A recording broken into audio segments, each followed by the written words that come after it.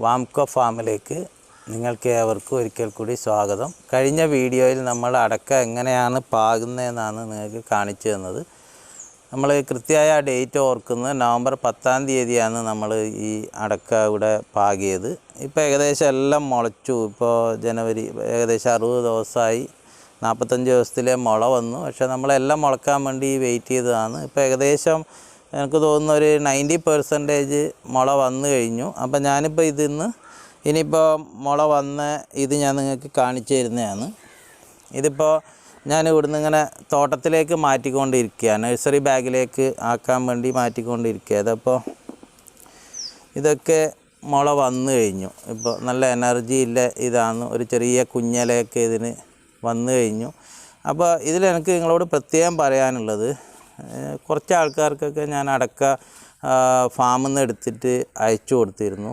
അപ്പോൾ അവരെന്നോട് പറഞ്ഞത് വലിയ അടക്കയാണ് നമുക്ക് വേണ്ട. ഞാനിവിടെ കണ്ടൊരു പ്രത്യേകത, ഇവിടെ ഞാൻ കുറേ അടക്ക പാകിയിട്ടുണ്ട്. അപ്പം ഏറ്റവും എനർജി ആയിട്ട് വന്നിട്ടുള്ളത് ഈ മീഡിയം സൈസ് അടക്കയാണ്.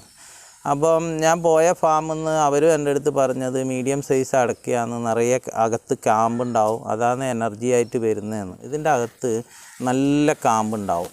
ഇതിൻ്റെ അകത്ത് നമ്മളിപ്പോൾ വലിയ അടക്ക എടുത്താൽ അതിൽ ആ മേലത്തെ ഷെല്ലായിരിക്കും കൂടുതലുണ്ടാകുന്നത്. കാമ്പ് ഏകദേശം ഇതിന് സെയിം ആയിരിക്കും വലിയ അടക്കയേറി.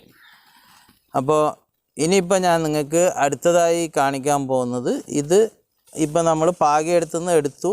ഇനിയിപ്പോൾ അത് ഗ്രോ ബാഗിൽ എങ്ങനെയാണ് നമ്മൾ ഇത് മണ്ണ് നിറക്കുന്നത്, ഗ്രോ ബാഗിൽ എന്തൊക്കെ വേണം, അതായിരുന്നു ഞാൻ ഇനി കാണിക്കാൻ പോകുന്നത്. അപ്പോൾ നേരത്തെ നമ്മൾ കാണിച്ചു, മുള വന്നത് നമ്മൾ എടുത്തു, പാകാൻ വേണ്ടി നമ്മൾ വാംകോ ഫാമിലേക്ക് കൊണ്ടുവന്നു. ഇനി ഞാൻ പറയാൻ പോകുന്നത്, ഈ അടക്ക മുളച്ച അടക്ക പാകാൻ വേണ്ടി നമുക്ക് എന്തൊക്കെ വേണം. ഇത് നഴ്സറി ബാഗാണ്. ഇതിൻ്റെ അളവ് ഞാൻ പറയാം. 5 ഇഞ്ച് വീതി, 7 ഇഞ്ച് നീളം, 5, 7 അങ്ങനെയാണ് ഇത്. ഈ പ്ലാസ്റ്റിക്കിൻ്റെ ഇത് അതേപോലെ 6, 8 നമുക്ക് യൂസ് ചെയ്യാം. നമ്മളിവിടെ രണ്ടും യൂസ് ചെയ്തിട്ടുണ്ട്, 5, 7, 6, 8 നമ്മൾ യൂസ് ചെയ്തിട്ടുണ്ട്. ഇനി ഇതിലെന്തൊക്കെയാണ് നമ്മൾ നിറക്കാൻ വേണ്ടി എടുക്കേണ്ടത്. നമ്മൾ ആദ്യമായിട്ട് നല്ല മണ്ണ്, നമുക്ക് മേൽമണ്ണ് കിട്ടുമെങ്കിൽ, ഫലഭൂയിഷ്ടിയുള്ള മേൽമണ്ണ് കിട്ടുമെങ്കിൽ അതാണ് ഏറ്റവും നല്ലത്.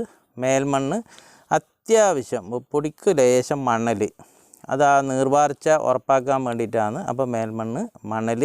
ഇനി ചകിരിച്ചോറ് നിങ്ങൾക്ക് കിട്ടുമെങ്കിൽ മാത്രം ചെറിയ അളവിൽ അതിൽ യൂസ് ചെയ്യാം. ഇനി ഇതിൽ പല ആൾക്കാരും ചോദിക്കുന്നത് അടിവളം വേണമെന്ന്. അടിവളം ആവശ്യം നിങ്ങൾക്ക് എല്ലുപൊടിയോ ചാണകപ്പൊടിയോ ഉണ്ടെങ്കിൽ ഈ മണ്ണിൽ മിക്സ് ചെയ്തിട്ട് ഇതുവരെ നിങ്ങൾക്ക് ഇതിൻ്റെ ഏകദേശം ഈ സൈഡ് വരെ നിങ്ങൾക്ക് ആദ്യം മണ്ണ് നിറക്കാം. മണ്ണ് നിറച്ചതിന് ശേഷം നമ്മൾ നേരത്തെ കാണിച്ച ആ മുള വന്ന അടക്ക ഇതിലേക്ക് നമ്മൾ വെച്ച് കൊടുക്കുന്നു. വെച്ച് കൊടുത്തിട്ട് ഏകദേശം 1/4 ഭാഗം, ഇപ്പോൾ ഇവിടെ കാണുന്നില്ലേ, 1/4 ഭാഗം നമ്മൾ മണ്ണ് നിറച്ച് നമ്മൾ ഇതുപോലെ നഴ്സറിയിൽ നല്ല ഷെയ്ഡ് നെറ്റോ അല്ലെങ്കിൽ തണലുള്ള സ്ഥലത്തോ, അത്യാവശ്യം കുറച്ച് വെയിൽ കിട്ടണം, അങ്ങനെയുള്ള സ്ഥലത്ത് വെച്ച് ആഴ്ചയിൽ 2-3 ദിവസം നനച്ച് കൊടുത്താൽ മാത്രം മതി. അപ്പോൾ ഇങ്ങനെയാണ് ഇതിൻ്റെ നടീൽ രീതി.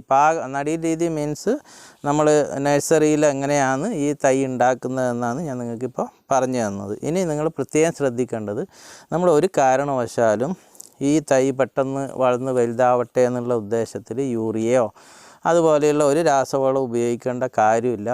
നമുക്ക് ചാണകം, അതേപോലെ നമ്മളെ നിലക്കടല പിണ്ണാക്ക്, ഇത് പുളിപ്പിച്ചിട്ട് വളരെ നേർപ്പിച്ച് ആഴ്ചയിൽ ഓരോ പ്രാവശ്യം നമുക്ക് ഇതിന് തളിച്ചു കൊടുത്താൽ മതി. ഇത് നല്ല പച്ച കളറായിട്ട് നല്ല എനർജി ആയിട്ട് ഈ തൈ വരും.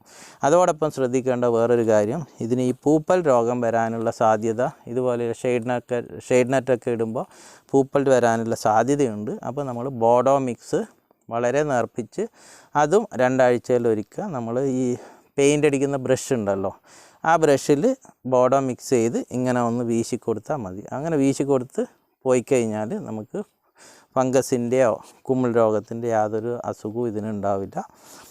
അപ്പോൾ ഇത് തൈ നടേണ്ട ഏകദേശം ഇത് നമ്മൾ മുമ്പത്തെ വീഡിയോയിൽ ഇത് വലുതാകുമ്പോൾ എങ്ങനെയാണ് കുഴിയിലേക്ക് നടേണ്ടതെന്നൊക്കെ നമ്മൾ പറഞ്ഞു തന്നിരുന്നു. ഇത് നഴ്സറി ബാഗിൽ എങ്ങനെയാണ് ആക്കേണ്ടത്. അപ്പോൾ നഴ്സറി ബാഗിൻ്റെ അളവ് 5, 7 അല്ലെങ്കിൽ 6, 8 ഉപയോഗിക്കേണ്ടത്. ചാണകപ്പൊടിയോ എല്ലുപൊടിയോ മണ്ണ് ചകിരിച്ചോറ് ഉണ്ടെങ്കിൽ മാത്രം. ഇനി നല്ല ശുദ്ധമായ മേൽമണ്ണിൽ മാത്രം നിങ്ങൾക്കിത് വെക്കാം, വേറെ ഒന്നും നിങ്ങളുടെ കയ്യിലില്ലെങ്കിൽ വെക്കാം.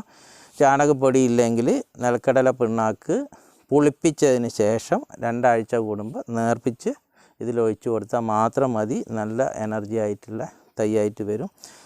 അപ്പോൾ ഈ വീഡിയോ നിങ്ങൾക്ക് ഇഷ്ടപ്പെടുമെന്ന് വിചാരിക്കുന്നു.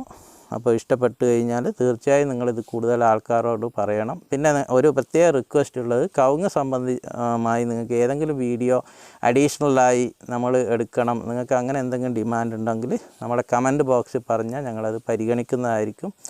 ഒരിക്കൽ കൂടി എല്ലാ വ്യൂവേഴ്സിനും നമ്മൾ നന്ദി പറഞ്ഞുകൊണ്ട് നിർത്തുന്നു.